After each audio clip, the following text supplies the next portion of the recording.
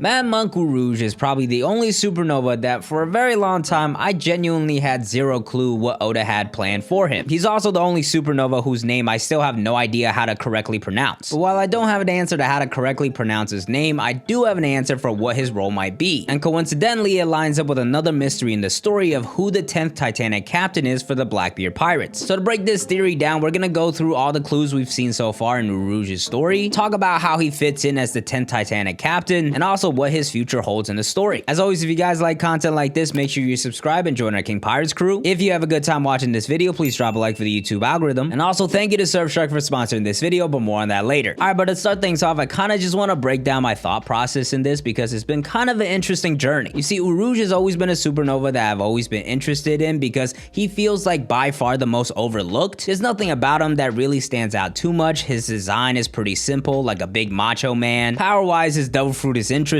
but it's also very straightforward. And probably what weighed him down the most was his pre-time skip bounty, which was only 108 million, and that ranked the lowest out of all of the supernova pre-time skip. Beyond that though, what's even more interesting is that his character really has not gotten much focus at all in the story so far. And that's especially true post-time skip, where we've met a lot of the other supernova and have a pretty good idea where their story is going to lead. Even someone like Urouge, who hasn't met up with the Straw Hats, we know some information about her story and how she's involved with Kuma. We also got some clues about her in her Viver card, and there's a pretty good idea of how she's gonna get involved in the main story, which is likely through the world government. Urouge, on the other hand, though we've heard about him and seen him post time skip, there really hasn't been a direct connection to him to the main story, which is really weird because the story is definitely entering its final saga. Not only does it feel that way, but Oda has also stated it. So for Urouge not to have any direct connection set up for the main story or any foreshadowing set up, it just doesn't feel like something Oda would do. So to try to figure out what Oda's plan for Urouge was, I went and looked at all the major things we've seen from Urouge so far. And the first thing that came to my mind was Urouge defeating Snack in Big Bomb's territory, because in my mind that's probably his biggest accomplishment. Because at the time we were finding out this information, we were not only seeing Luffy struggle against these sweet commanders, but we also heard about other supernova entering Yonko territory and just straight up losing. So to hear Urouge defeated a sweet commander, that was a pretty surprising feat. So Oda specifically giving Urouge that accomplishment definitely was very notable and not done for nothing, and I definitely think Oda did so to not only emphasize his strength but also tease a future role for him. But at the same time, while that information was very notable, it doesn't really give us any direct connections of Urouge to the main story or any information about what his motivations and goals are. And that idea pretty much holds true for everything we know about Urouge, because as we look throughout the story for everything related to him, there's definitely some notable things, but nothing is really concrete evidence for what his role could be. For example, another notable thing about him is that he is clearly from the Sky Islands, and that is because of his character design and how he has wings and how similar it looks to the Skypeans. So clearly his race is very special and it's definitely going to have an impact on his story and character, but once again that doesn't really give us any concrete information on how he's going to get into the story. We know that it's very likely that people from the Sky Islands are deeply connected to ancient history and lore, but as far as the main story goes, everything that's been related to Sky Islands has been very isolated. After all, a lot of people in the Blue Sea don't even know about the Sky Islands existing, so the Straw Hats' adventure in Skypiea, while it was very notable and gave us a lot of information and lore, it didn't really establish any lasting connections. Like Enel, for example, to this day nobody has any idea if and when he's gonna come back. So as far as Urouge's race goes, it's definitely very notable and it's definitely gonna have an impact on his character, but it doesn't really give us any strong clues on what his character is gonna do.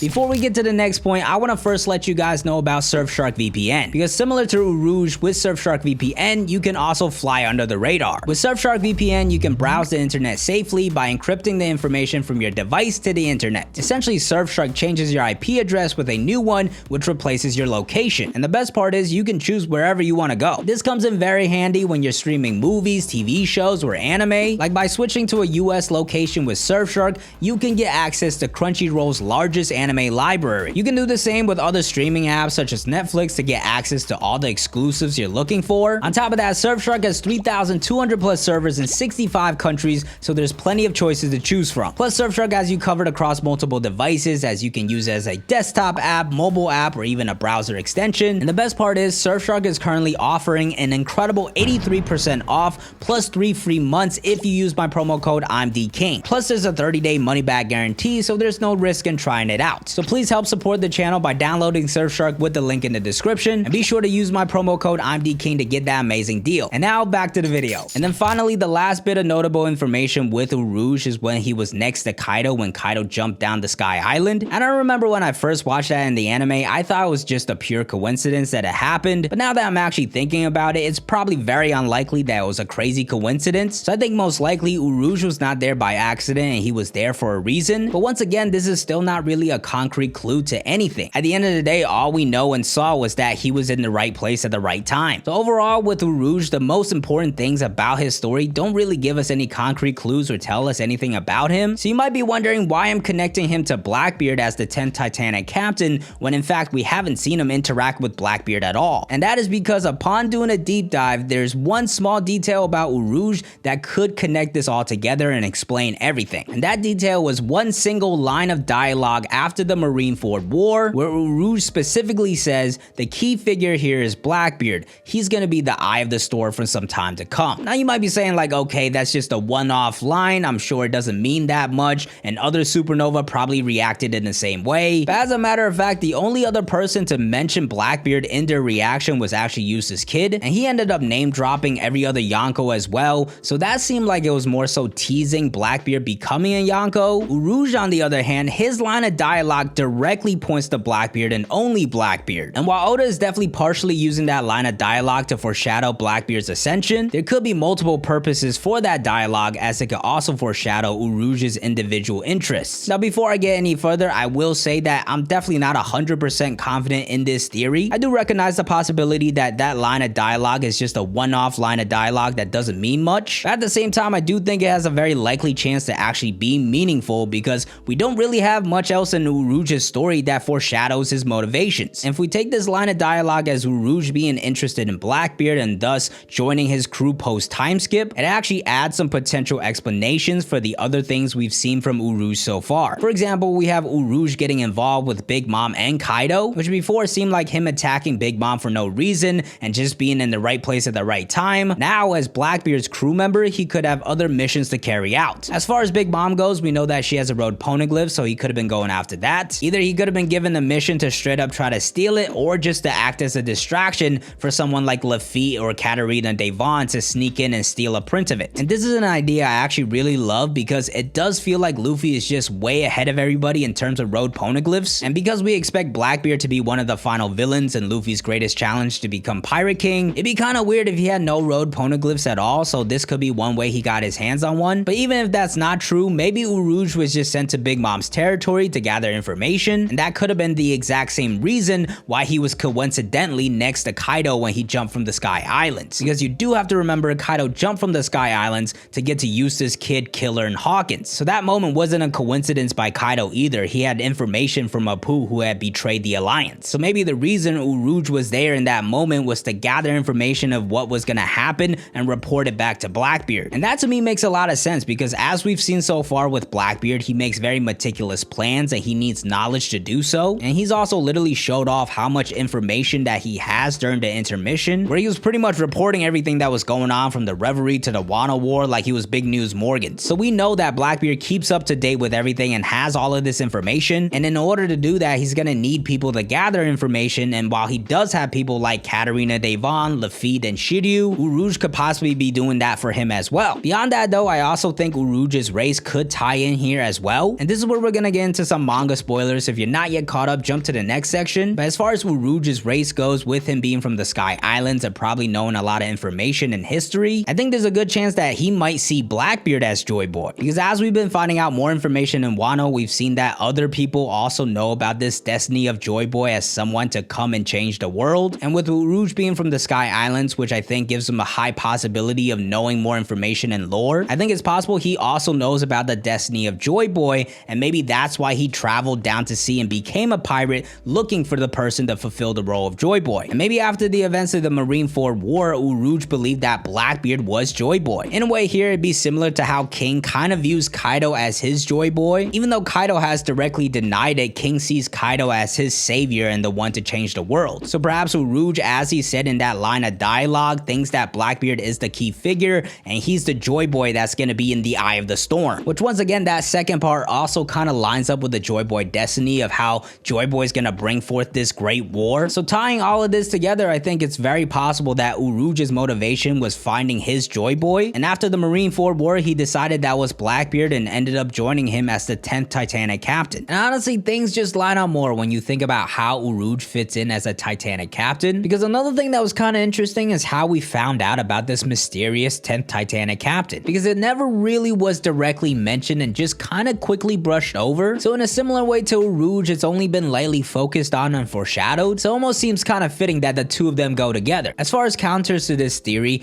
the main person I've seen people say is the 10th Titanic Captain is Kuzan, and I absolutely get why people will make that theory. As a matter of fact, before this theory, I also believed that Kuzan was probably the 10th Titanic Captain, but I think the only reason most people theorize that it's him is because that he's really the only guy that we know is connected to the Blackbeard pirates. Along with that, there's a theory that he's also in Sword and he's undercover within the Blackbeard pirates. But I also think there's a number of counter arguments on why Kuzan wouldn't make sense as the 10th Titanic Captain. First off, although we know that he is connected to the Blackbeard pirates, it's never been specifically stated that he is a Titanic Captain, which I feel like at this point you could have already revealed it, because we already know that he's connected to the Blackbeard pirates and that there is a 10th Titanic Captain. So the fact that he's never specifically been stated as a Titanic Captain makes things a little suspicious. Furthermore, it's also clear that Kuzan is still a good guy, which he showed when he saved Smoker, so it's pretty much for certain that he's working with the Blackbeard pirates for another motivation. And on the other hand, I don't think the Blackbeard pirates are completely oblivious to this. They obviously know how dangerous he could be as a former admiral, and Blackbeard meticulously plans everything very well. And we also saw in that conversation between Burgess and Blackbeard that some people definitely still have their guard up against Kuzan. And the thing that actually hurts Kuzan's case the most for me is what happens in the future. Now this part for me is definitely a little biased, but I always imagine 1v1s across the board for the Straw Hats versus the Blackbeard pirates. And if Kuzan is the 10th Titanic Captain, it just would not work. First off, he's just way too damn strong, so he kind of just throws everything out of order. And second of all, we know that he's still a good guy and probably working towards his own motivations, so the fight wouldn't be as serious. So honestly, for Kuzan, I think it's more likely that he's just working as an ally with the Blackbeard pirates